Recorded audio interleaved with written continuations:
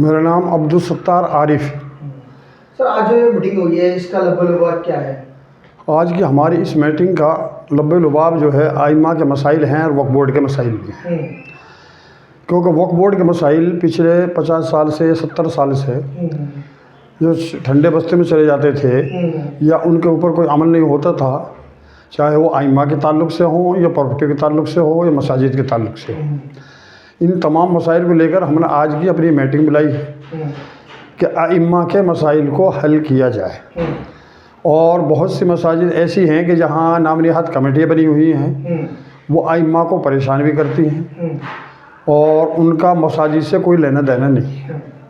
Main बुनियादी चीज़ ये है कि हम वक्फ बोर्ड की मसाजिद का या वक्फ बोर्ड की प्रॉपर्टी को तहफ़्फ़ुज़ चाहें और आइम्मा को उनका पूरा हुकूक मिले।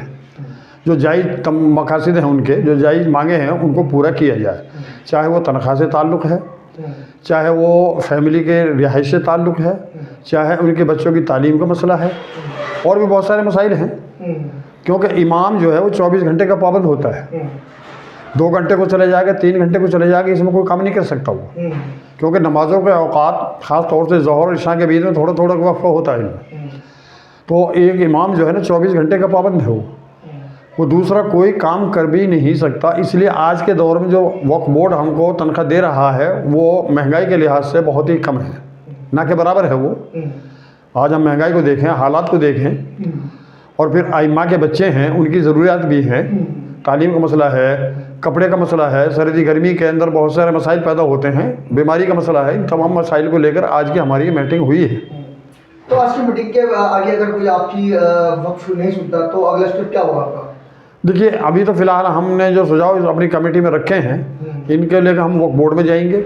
वक्फ बोर्ड अगर इनके ऊपर बात नहीं करता है या नहीं सुनता है तो फिर अगला हम कदम देखेंगे कि वो कानूनी है या सियासी है। दोनों पहलुओं के ऊपर बाद में गौर किया जाएगा। तो अब जो यहाँ पर उलमा है यहाँ पर यार के, तो वो दिल्ली से ही है, बैरूत वासिफ इलाके से? नहीं, दिल्ली से ही ताल्लुक़ है उनका। अच्छा, दिल्ली से। हाँ, क्योंकि हमारी जो तंजीम है, तंजीम जमीयतुल उलमा, वो दिल्ली की है और दिल्ली वक्फ बोर्ड से ही हमारा ताल्लुक़ है। इसलिए हमने दिल्ली के अलावा किसी दूसरे सूबे से, किसी दूसरे ज़िले से किसी भी इमाम को नहीं बुलाया है। क्योंकि यहाँ बात चल रही थी तनख्वाह की। हाँ। और टाइमिंग की। हाँ। तो क्या करना चाहेंगे जैसे अपील वक्फ बोर्ड से आप? देखिए, बहुत सा इमाम ऐसे हैं कि जो फैमिली जिनकी गांव में रहती है, दूर दराज रहती हैं, तो कम से कम महीने में 1 हफ़्ता तो उनको चाहिए कि अपनी फैमिली के पास में रह कर आए। इसी तरीके से तनख्वाह के बारे में मैंने अभी बताया कि तनख्वाह महंगाई के दौर से लिहाज से नाकाफ़ी है। कम से कम इसके डबल तो होनी चाहिए ना। अच्छा, डबल होनी चाहिए। हाँ। तो आप अभी मौजूदा हाल में कितने तनख्वाह है आप? आपकी हमारी 18,000 रुपये है। 18,000। तो यानी कि आप चाहते हैं कि 36,000? 36 हो, 40 हो, 35 हो। हाँ।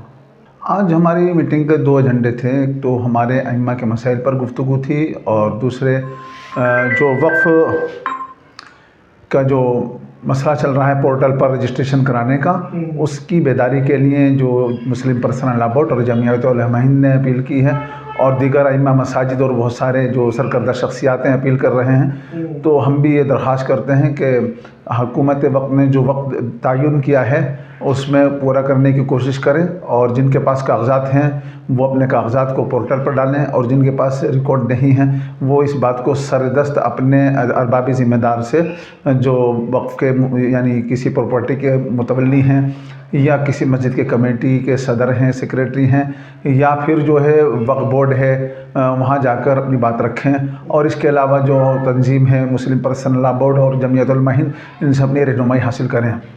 अच्छा, कहीं ना कहीं उलमाओं में कहीं ना कहीं डर है, जैसे कि बहुत से अभी बताया कि पेपर नहीं होगा, तो वो रजिस्ट्रेशन किस तरह करें? उसके लिए जो वकला हैं और जो तंजीमों ने वकला फ़राहम किए हैं वो उनसे मदद फ़राहम करें। और मुस्लिम पर्सनल लॉ ने और जमीयत उलमा हिंद ने सुप्रीम कोर्ट में दरख्वास्त दी है कि इस वक्त को बढ़ाया जाए, क्योंकि हज़ारों साल पुरानी मसाजिद, दरगाहें, कब्रिस्तान और बहुत सारे मसाजिद یہ تمام چیزیں اتنی جلدی حل نہیں ہو سکتی. اس کے لیے حکومت سے ایک طرف جو ہے درخواست کی گئی ہے، اپیل کی گئی ہے کہ آپ وقت میں اضافہ فرمائیں، اور دوسری طرف سب سے اپیل کی جا رہی ہے کہ جاگرکتا کا ابھیان چلایا جائے تاکہ جلدی سے جلدی پورٹل پر جو ہے یہ جو ضابطہ حکومت نے پیش کیا ہے، منسٹری آف افیئرس مائنرٹی نے پیش کیا ہے، اور اس ضابطے کو پورا کیا جائے. یہ کہیں نہ کہیں یہاں سیلری کی بھی بات ہوئی، جیسے کہ تنخواہ کی، جیسے کہ اس جو وقت میں پہلی بار چکے، تو یہاں کچھ لوگوں نے کیا اس کو ہم ڈبل چاہتے ہیں، تو آپ کس طرح سے کیا کہنا چاہیے اپنی آواز کو؟ میں یہ کہنا چاہوں گا کہ جب تک جو حکومت نے ابھی نیا قانون بدلا ہے اور 2025 کے اعتبار سے وقف ایکٹ بنایا ہے، اس کے مطابق ہمیں امید ہے کہ گورنمنٹ جو ہے اسی طرح کا وقف بورڈ لاگو کرے گی، جس پر ہم سب کو اشکال ہے اور ہم پرانے جو نظم ہے اس کے مطابق ہیں. لیکن حکومت جب یہ نیا وقف بورڈ بنائے گی اور یہ وقف بورڈ بن کر کس شکل میں آتا ہے، اس شکل کے اعتبار سے ہم اپنے مسائل کو کس طرح رکھ سکتے ہیں اس وقت بات چیت کی جائے گی. حسرت علی مظاہری. سر جیسے کہ آج یہاں پر میٹنگ ہوئی ہے، تو اس کا کیا مقصد ہے؟ اس کا مقصد ائمہ کے کچھ مسائل ہیں، ان پر جو ہے نا گفتگو کی گئی. تو کس طرح کی گفتگو ہوئی؟ کیونکہ یہاں پر اماموں کی سیلری کی بھی بات کی گئی اور چھٹی کی اور میڈیکل کی بات کی گئی. دراصل اماموں کے تعلق سے کوئی ایسا ضابطہ ابھی تک وقف بورڈ کی طرف سے نہیں آیا کہ جس سے امام بھی مطمئن ہوں اور کوئی قانونی شکل بھی سامنے آ جائے. ایک رویہ چل رہا ہے پرانا کہ جو ہے نا، تو اس سے کچھ چیزیں آج کے زمانے میں محسوس ہو رہی ہیں کہ اس میں تبدیلی ہونی چاہیے. تو کس طرح چاہتے ہیں آپ تبدیلی ہونی چاہیے؟ جی، کس طرح چاہتے ہیں جو تبدیلی ہو؟ تبدیلیاں یہ ہیں کہ ایک بنیادی مسئلہ ہے کہ یہ ائمہ جو ہے نا یہ ملازم ہیں یا وظیفہ خوار ہیں. ہم جو ہے نا اس وضاحت کو اور کلیئر چاہتے ہیں کہ اگر وظیفہ خوار ائمہ ہیں تو پھر ان پر وہ قانون کیوں لاگو کیے جا رہے ہیں جو ایک ملازم پر ہوتے ہیں. ان کی ٹرانسفر، ان کی تنخواہیں، ان کو معطل کرنا، ان کو برخاست کرنا، ان کا ٹرانسفر کرنا، یہ تو ملازموں کے لیے ہوتا، وظیفے والے کے لیے تو نہ ٹرانسفر ہوتا ہے. تو یہ چیزیں ہیں، اب اس پر غور و خوض، ابھی یہ کوئی فیصلہ نہیں ہوا، غور و خوض چل رہا. تو اگر جیسے کہ ابھی آج میٹنگ کری ہے، کیا اگر آپ کی بات نہیں رکھی گئی تو اگلا قدم کیا ہوگا آپ کا؟ جی، اگلا قدم کیا ہوگا آپ کا؟ اگلا قدم یہی ہوگا کہ ہم بورڈ کے بننے کا انتظار کریں گے، کیونکہ اس وقت جو انتظامیہ ہے وہ اتنی پاورفل نہیں ہے کہ کوئی بنیادی باتوں میں وہ ترمیم کر سکے، تبدیلی کر سکے. بورڈ پہ جب تشکیل دیا جائے گا تو ہم لوگ ائمہ سے مل کر، سارے مل کر جو ہے نا بورڈ کے پاس جائیں گے اور ان سے اپنے ان مسائل کو رکھنے کی کوشش کریں گے. کیوں تو بورڈ ہی نہیں بن رہی؟ ہاں، ابھی بورڈ نہیں بنا. چلیے ٹھیک ہے.